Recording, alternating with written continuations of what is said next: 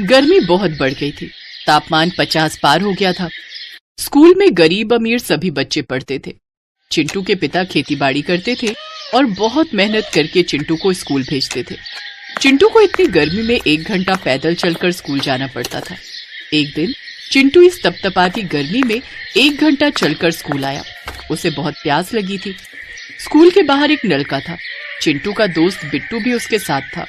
चिंटू ने कहा, बिट्टू, गला सूख रहा है यार, ठंडा पानी पीने का दिल कर रहा है।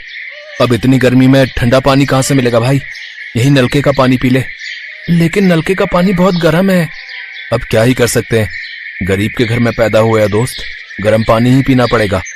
चिंटू नलके से गर्म पानी पीने लगा, लेकिन पानी इतना गर्म था कि उससे गला जल रहा था।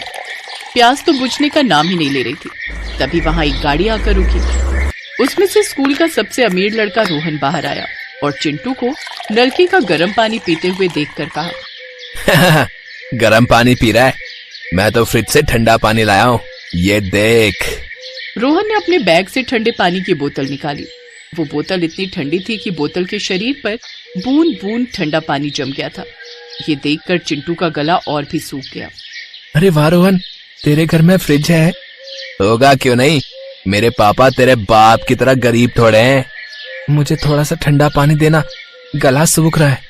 भाग गरीब के बच्चे, ठंडा पानी पीना है तो फ्रिज खरीद कर पी, आ जाते हैं कहाँ कहाँ से। रोहन ठंडे पानी का लालच देकर स्कूल के अंदर चला गया। बिट्टू ने चिंटू से कहा, देखा कितना बदतमीज लड़का है। हम गरीब हैं तो क्या हुआ, इंसान नहीं है क्या? ज्यादातर अमीर लोग गरीबों को इंसान नहीं समझते हैं बिट्टू। चल गर्म पानी पीकर ही क्लास में चलते हैं। स्कूल के बाद चिंटू घर चला गया, लेकिन उसका मन ठंडे पानी पर ही पड़ा रहा। घर जाकर उसने अपनी माँ से पानी मांगा। माँ, ठंडा ठंडा पानी दो ना। ठंडा पानी कहाँ से आएगा बेटा, ये ले पानी। लेकिन पानी गर्म था। चिंटू को मजा नहीं आया। ये तो गर्म हो गया। हाँ, गर्म तो होगा ही, इतनी गर्मी जो है। हम फ्रिज क्यों नहीं खरीद लेते माँ? वहीं पर चिंटू के पिता बैठे हुए थे।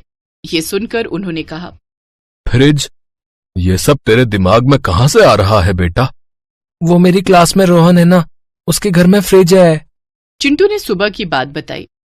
सुनकर उसके पिता ने कहा, वो सब अमीर लोग हैं, हम फ्रिज नहीं खरीद सकते बेटा, फ्रिज खरीदने का पैसा ही नहीं है। तो क्या हम ठंडा पानी नहीं पी सकते पिताजी? ठंडा पानी भी सिर्फ अमीरों के लिए है क्या?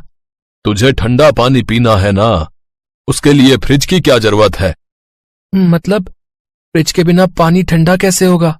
होगा, हमारे जमाने में फ्रिज नहीं था तो क्या हम ठंडा पानी नहीं पीते थे?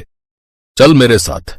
चिंटू के पिता चिंटू को तालाब के किनारे ले गए और वहां से दोनों ने मिलकर भर भर कर मिट्टी उठाई। उसके बाद चिंटू के पिता ने उस मिट्टी से एक बड़ा सा मटका बनाया। अगले दिन मटके को धूप में सुखाकर मटका बनाने का प्रोसेस पूरा किया और रात में उसके अंदर पीने का पानी डाल दिया। चिंटू सो गया। अगले दिन नींद खुलते ही वो दौड़कर मटके के पास चला गया। उसने देखा मटके के शरीर पर भी पानी की बूंदें जमा हो गई हैं। मटका पूरा ठंडा हो गया है। अरे वाह, मटका इतना ठंडा है तो इसके अंदर का पानी तो बहुत ज्यादा ठंडा होगा। मटके में से पानी निकालकर चिंटू ने पिया और उसके पूरे शरीर में ठंडी लहर बह गई। पिताजी, आपने तो कमाल ही कर दिया, पानी तो बहुत ठंडा है। देखा, ये है गरीबों का देसी जुगाड़, समझे?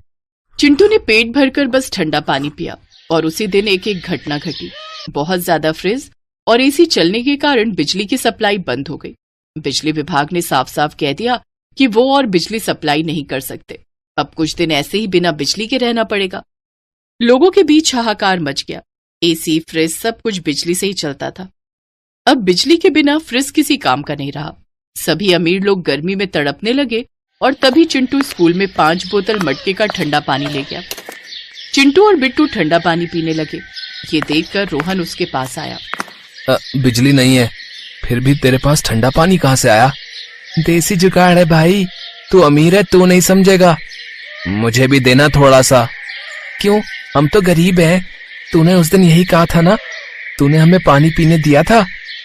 गलती हो गई भाई, बस थोड़ा सा पानी दे दे, मैं उसके बदले पैसे दूंगा। नहीं, पैसे नहीं चाहिए, ये ले। चिंटू ने ऐसे ही रोहन को पानी पिलाया। रोहन बहुत खुश हुआ। लेकिन फ्रिज के बिना पानी ठंडा हो कैसे रहा है? मटके से भाई। मटका? ये ले पैसे, कल मेरे लिए एक मटका बना कर लाना। अब चिंटू का नसीब चमका। उसे एक आइडिया आया। अगले दिन वो अपने पिता की मदद लेकर एक मटका बनाकर स्कूल लाया और रोहन को दे दिया।